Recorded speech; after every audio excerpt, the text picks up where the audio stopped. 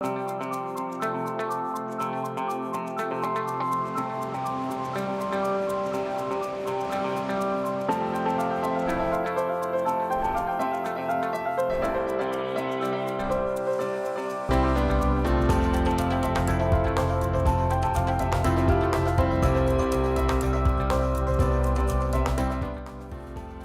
afternoon, everyone, and thank you for choosing Across the Fence. I'm Will Michael. Vermont farmers grow a lot of different things. Corn and hay are the most obvious examples, but our farmers grow other crops, soybeans, wheat, and barley, as well as a variety of fruits, vegetables, and berries. While the crops are different and the farms are diverse, there is something most professional farmers in Vermont need to consider, and that's crop insurance. With a new farm bill and deadlines just around the corner, we've called on an expert to help both farmers and consumers understand more about crop insurance. Joining me is Jake Jacobs. Jake works for UVM Extension as the Agricultural Risk and Crop Insurance Education Coordinator. And today our program is all about the education. So Jake, thanks for coming in. Oh, my pleasure. Thanks for having me. Starting with the new farm bill signed back in December, Yes. What does that mean for Vermonters? Well, the Farm Bill actually covers many topics, not just agricultural things. And it's referred to as the Farm Bill, but it's the Agricultural Improvement Act of 2018. And there are quite a few different titles or sections of the bill. I think you told me there's 18 or 20 or... Well, not quite. Well, there it is right there. You brought along a graphic that shows... There you go. There are 12 different titles. Okay. And many of those sections deal specifically with agricultural programs and policies, but a lot of them really don't deal directly with farm issues as much as some other things that affect, the ways that agriculture, I would say, affects all of us, all of the citizens. And one of the examples that people might not think of, this is where we find the SNAP program, the Supplemental Food Nutrition Program that people know as food stamps. Correct. And that's in one of the titles, and obviously has a big impact on many people. I think most of us would agree that we're not ready to give up food. The whole point of the Farm Bill is programming that's going to make farming more secure. And as long as farms are viable and functioning, we have a more secure food supply. So again, I said education at the beginning. That's what you do. So how does the Farm Bill relate to the work you do and ultimately to the information and education that Vermont farmers receive? Well, we're trying to provide farmers with the most current information available. We want information to be applicable to what they're doing. And the Farm Bill contains any kind of policy or provision changes that may occur.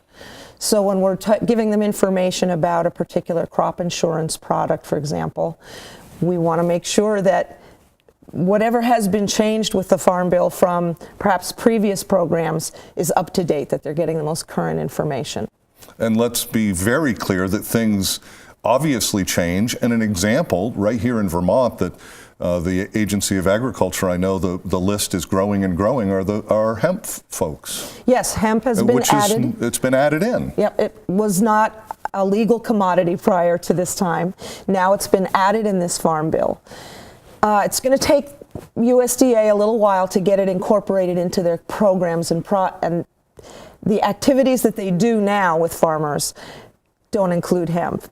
But that'll be happening fairly quickly. And that's in large part, again, this is all new. So just in Vermont the last few years to be able to register, and again, I know that list is growing, so I think we can assume maybe that over time the hemp piece will catch up to other pieces. Absolutely, yeah. And there are many farmers who are showing tremendous interest.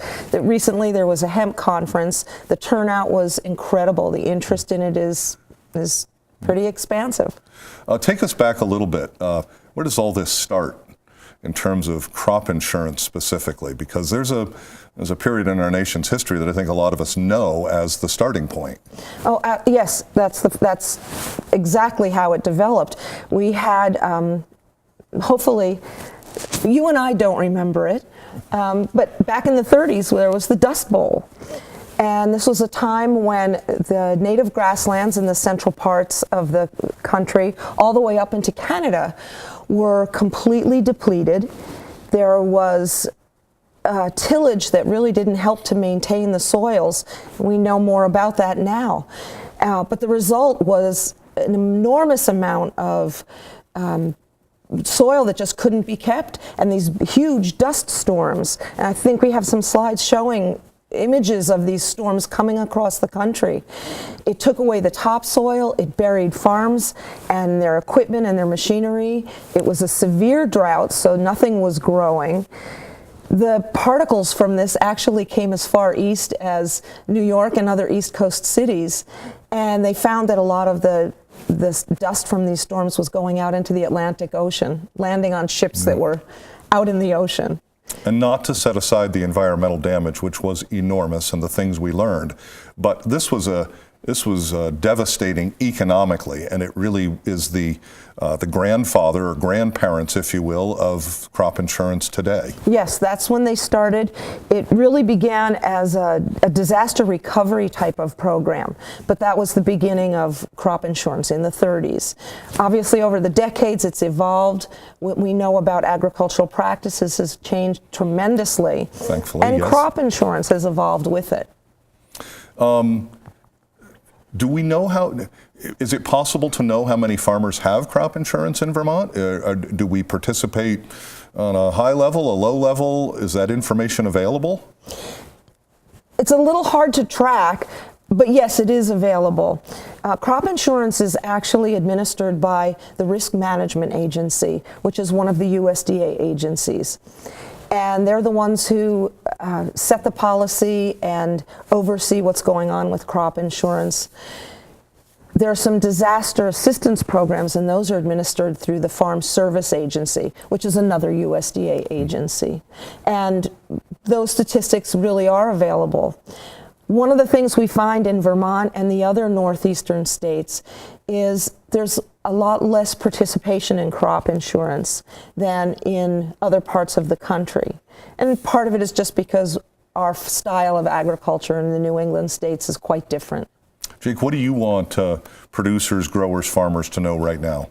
Well, there are two things that I'd really like to get across to any agricultural producers. If they're interested in crop insurance for their spring planted crops, the deadline for most of those is coming up March 15th. So they just have a little time left to contact their crop insurance agents and make arrangements and enroll in those particular programs. And if folks have questions, and you have quickly I need to ask you, you have an interesting project, so we're going to put your website, go.uvm.edu/ag-risk, and that's going to have your contact information. So the key thing is that website for information, but you're also wanting to interview folks. Why? I'm trying to interview farmers because, quite honestly, Vermont farmers are incredibly innovative and smart.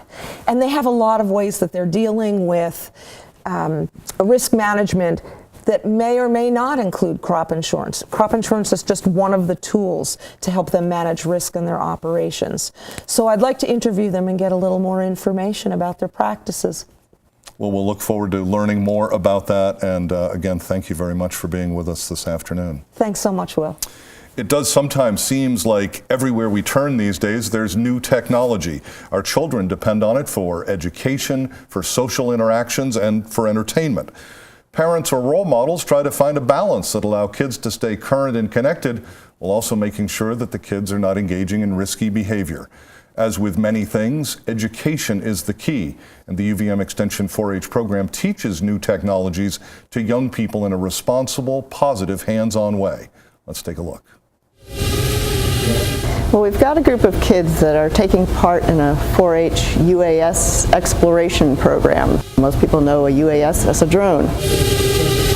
We started out having them do an overview of the uses of drones, and we reviewed some of the rules and regulations. The FAA is constantly coming back and making changes and modifications because this is all new, that the public can access these units and use them. And then they worked on the simulators the first day. The second day of the program, we looked at some real data that had been collected by the Spatial Analysis Lab that's based here at the University of Vermont, and they did some calculations using computer programming. Right now, behind me, they are working on with a simulator flight simulator and getting the feel of how the switches interact with a virtual drone. Earlier, though, they had a chance to fly a real drone, and that was really cool for them, and then they had a little test, go from one platform to another. Why is it important to introduce this technology to kids this age? Well, they're excited about it, and this generation is going to be doing a lot with these UAS units. There are a lot of applications, agriculture, bridge inspections, rescue missions, and so it's important for young people to find out about all these uses and to come up with new ideas, how to use the technology to do good. Some people think of using drones as playing with toys, but in this program, this is a science tool. You're teaching science here. How does it work? It can be something that people enjoy just for a hobby, and one of the things they saw on the first day was there's actually something called drone racing or UAS racing. But yes, for me, I look at it as a way of getting kids excited about science and technology, and so that they're going to be able to maybe go into these fields. They've learned a little bit about what you have to do to become somebody that works, say, at the Spatial Analysis Lab, and they've seen some real-world applications that are helpful to society. Up, down, rotating right, left, and then moving forward, back, left, right. You want to press take off. What do you want the youth who are participating in this program to take away from it? Well, I'd like them to tell their friends about it. We'd like to run it again. We're going to get some feedback from them to see what they thought was really useful. And we'd like them to, again, in this informal setting, be excited about science and technology. Take that with them and think about careers. Oh, stuck landing. Nice job. To learn more about educational opportunities in the Extension 4-H program, you can call the toll-free number on your screen, 800-571-0668. You can also check the Extension website, uvm.edu/extension, and click on the link to 4-H. That's our program for today. We know you have choices, so thanks for choosing us. I'm Will Michael, inviting you to join us back here each weekday afternoon for another visit across the fence.